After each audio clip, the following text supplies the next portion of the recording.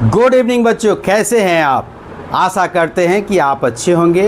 हम लोग class 10th के ट्रिगोमेट्री यानी त्रिकोणमिति का एक सीरीज चला रहे हैं क्लास 10th का, और हम लोग प्रश्नावली 8.1 में क्वेश्चन नंबर 5 तक हम लोग पिछले क्लास में पढ़ चुके थे। अब क्वेश्चन नंबर 6 का हम डिस्कशन करेंगे। अगर आप हमारे चैनल पर नए हैं तो हमारे चैनल को क्या कीजिए, सब्सक्राइब कीजिए, लाइक कीजिए और अपने दोस्तों के साथ शेयर कीजिए।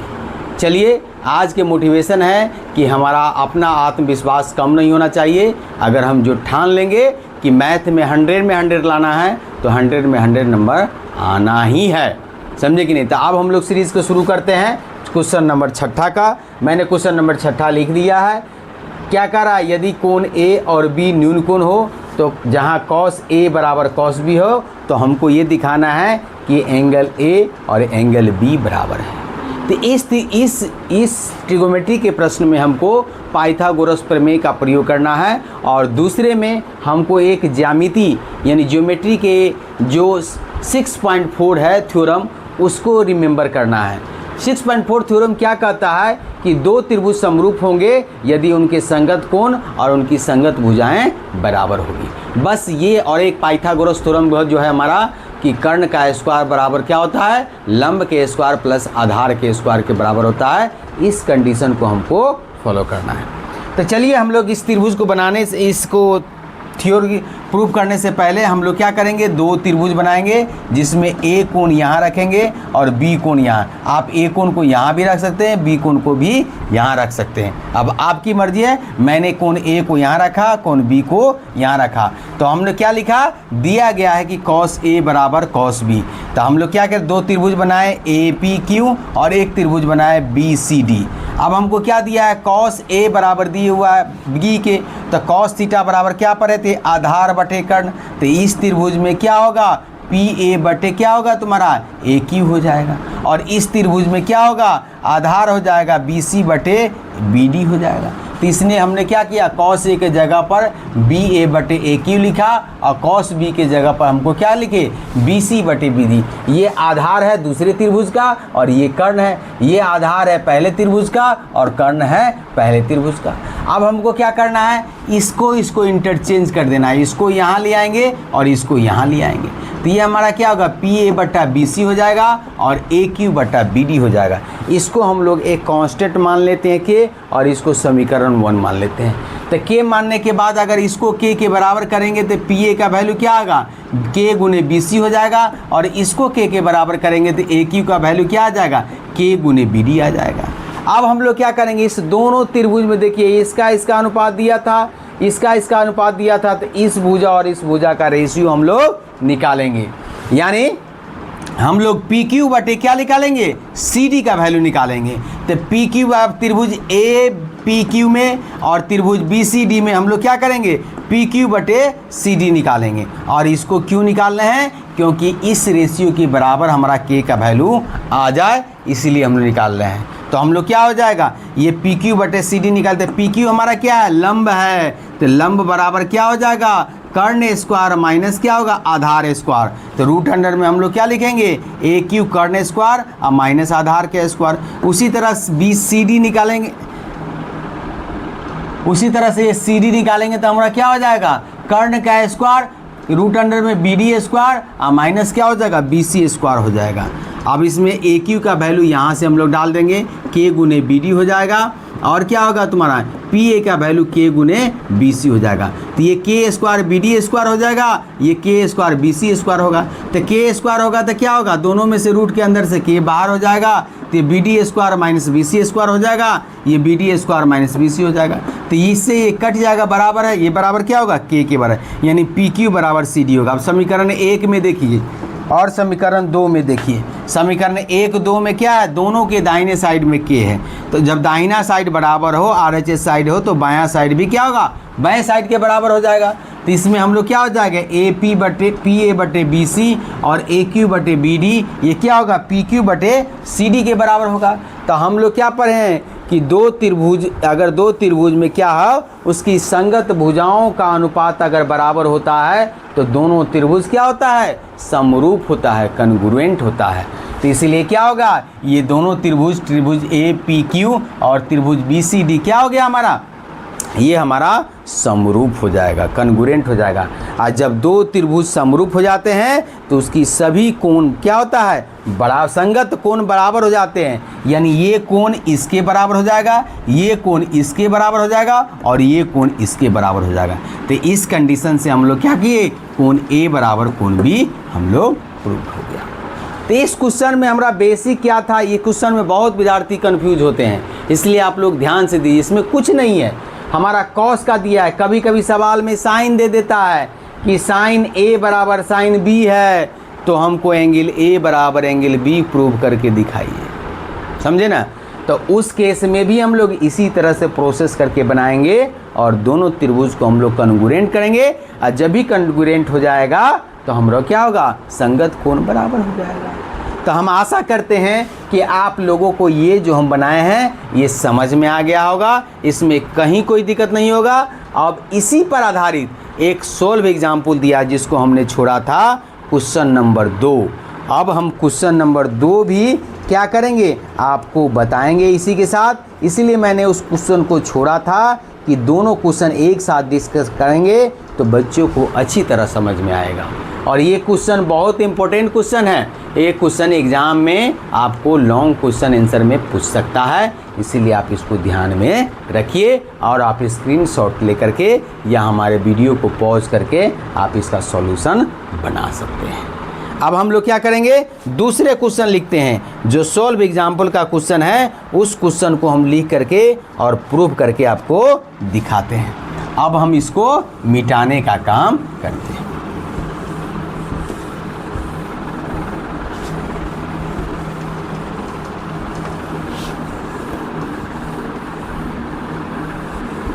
अब हमारा एक क्वेश्चन था, इसी पर आधारित एक क्वेश्चन है, ये सॉल्व एग्जाम्पल का सवाल है।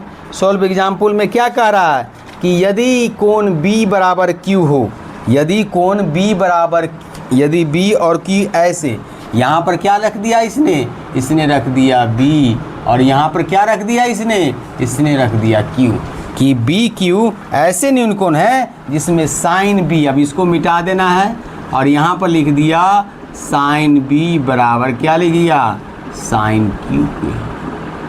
तो दिखाना है हमको क्या कि एंगल B बराबर, यहाँ एंगल B कर देना है और यहाँ एंगल Q कर देना है। बात समझ में आ रही है।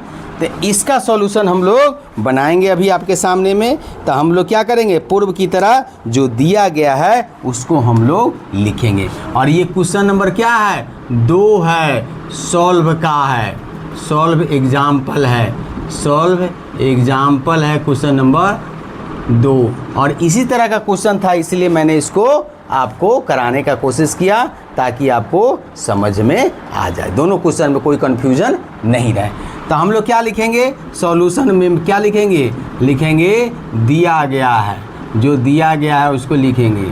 दिया गया है कि क्या दिया गया है कि साइन B बराबर क्या लिखा हुआ है, साइन Q। अब हम लोग क्या करेंगे, 2 त्रिभुज बनाएंगे। एक त्रिभुज हम लोग ACB बनाएंगे, AC और B बनाएंगे। दूसरा त्रिभुज हम लोग क्या कराएंगे, PRQ बनाएंगे।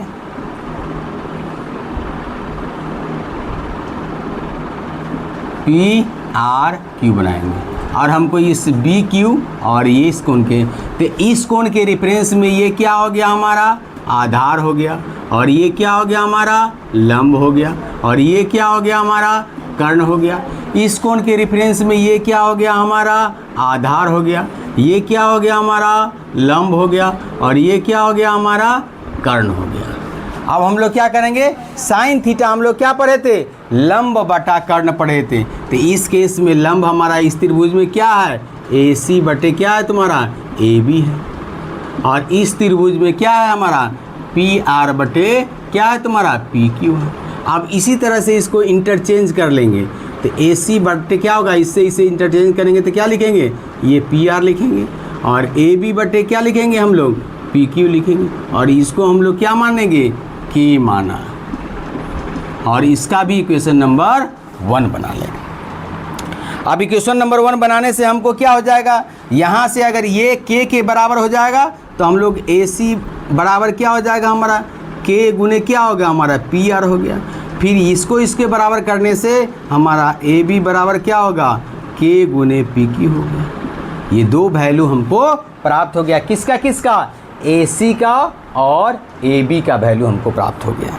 अब हम लोग क्या करेंगे, अब हम लोग किसका रेशियो लेंगे, देखिए हम लोग को ये इस लंब बटे कर्ण का रेशियो दिया है, इसका और इसका रेशियो हमको नहीं दिया है। तो नाउ क्या लिखेंगे, अब त्रिभुज किस में, त्रिभुज ACB और त्रिभुज किस में, त्रिभुज PRQ में हम लोग क्या लिखेंगे, PRQ में हम लोग रेशियो लेंगे किसका, ये लिखेंगे BC बटे किसका, RQ या QR का रेशियो ले।